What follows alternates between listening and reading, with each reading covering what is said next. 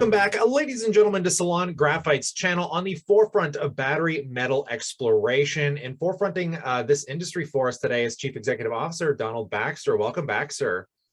Thanks, Kyle. Great to be here. Happy New Year. Happy New Year to you as well. Always a pleasure. So we got lots to kick off as the new year kind of just starts taking off here. I mean, for Q1, I wouldn't mind getting just some insights for the retail audience here on where you guys are kind of planning on moving to. I know you got a permit for K1 mining operations.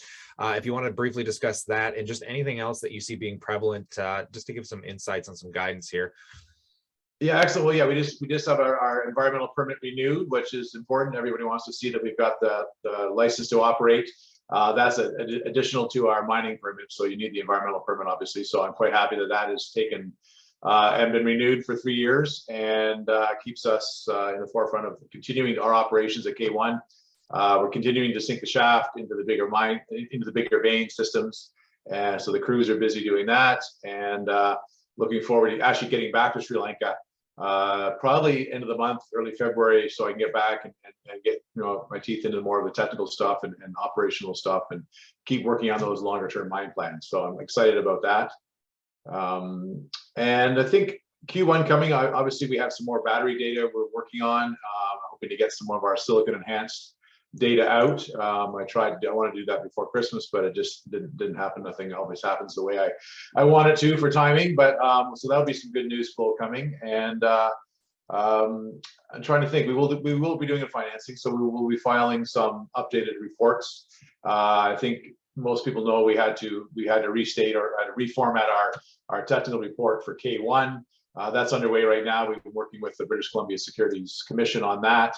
And we have another Canadian QP to work on that with us, or to get beyond some of the issues we had with a foreign geologist coming up, or Sri Lankan geologist trying to get familiar with the 43101 intricacies. So we're working on that right now, so we should have a resubmission on that pretty soon.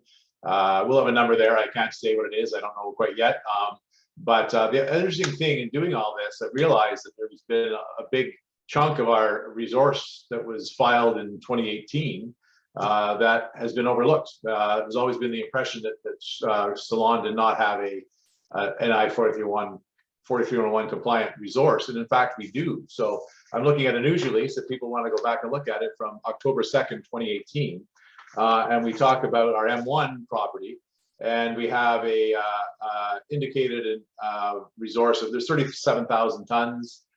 Indicated and inferred of 122,000 tons. So that's pretty significant. And if you divide that by a projected run rate of 5,000 tons, that's a pretty long potential mine life. We're not allowed to talk about economics or anything like that, of course, and probably can't even talk about inferred as a number, but that's significant. So I wanted to bring the market's attention to the fact that we do have this resource, and it's been overlooked. And as we bring on K1 resource, we'll have some pretty significant numbers that we'll just keep building on. Yeah, so there's going to be lots to look forward here. I mean, I feel like this is going to be a big year just for the battery exploration sector as the demand and the supply constraints start picking up a lot more. Do you mind just touching base on kind of the macroeconomic circumstances here between hyperinflation, COVID, I mean, the supply constraints? Obviously, there's a bit of cushioning I've noticed within the exploration and mining sector, but just to offer some insight there as that forefronted conversation, are you guys dealing with that all right? Is there any issues, anything that should be pointed out?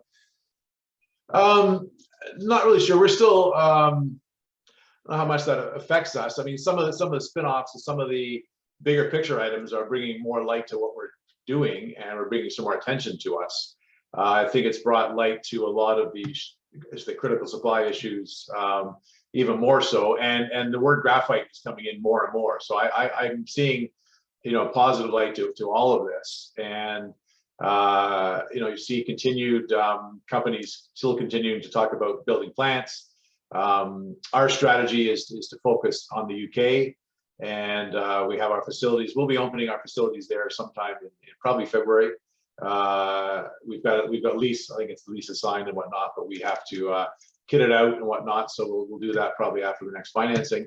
But I'm starting to see some, as I say, fruits of our labor pay off in the UK. With our focus in the UK and others focusing in EU, I think it's going to give us an advantage, along with our wholly owned UK subsidiary of Graphite Ceylon Graphite Technologies in the UK. So that's going to give us a leg up, I think, on some other potential suppliers in there. No, that's great. So do you want to just back roll a little bit here as well? I know we're kind of just touching base on a lot of Q1, but just to give a point of reference, do you want to talk briefly on some of the major milestones that stuck out to you in 2022 leading up to, where we're at now, just to kind of get that point A to point B and just kind of where we can see we're going? Yeah, I think it's I mean, I took over in 2021, I took over as CEO in June. So I had a lot to do to sort of shift and build on the mine to battery strategy. And a lot of that was basically putting the foundation underneath that as far as making the batteries, developing the material in order to make the batteries and doing that. That all takes time. So I think we started seeing that, we're starting to be able to talk about that more by the fall. And we'll keep building on that. I think that's the biggest thing that we did in 2021, leading us into, a pretty good, strong position in 2022 to continue with this strategy. And I think, one of our goals is to have something significant with an OEM within 2022. And I think with the data we have and what we're showing what vein graphite can do in a battery, I think we're well on our way to raising a few eyebrows with the OEMs and just the fact that the OEMs are out there actively looking. I think we positioned ourselves to be able to talk significantly with them and basically have a conversation where we can talk about our data, batteries made with vein graphite. So I think that's the lead over from 2021 into 2022 is us having that ability, plus showing them what we can do. So also working on these resource updates that we started, in August and whatever with some of our work. It'll pay off because we can show them mainly that we have the material in the ground. So I'm not as concerned about being able to report as a resource, under 43101 to shareholders. My biggest the markets, I mean, that's important, of course, but the biggest thing is to show the OEMs that, yeah, we can supply you 50,000 tons a year, 100,000 tons a year, whatever we can do to multiple ones, hopefully. So that's the main goal. So that answers your question, but that's sort of where I see things. So no, I think that's incredible. I really appreciate your time today, Donald. Thanks for coming out. Okay, Kyle, thanks a lot. We'll talk next time. And on that note, folks, if you have any questions, always let us know what you think in that comment section below. Consider subscribing for those future updates as the news comes down the wire. But in light of this, stay cool, stay awesome, and we look forward to catching you in the next one.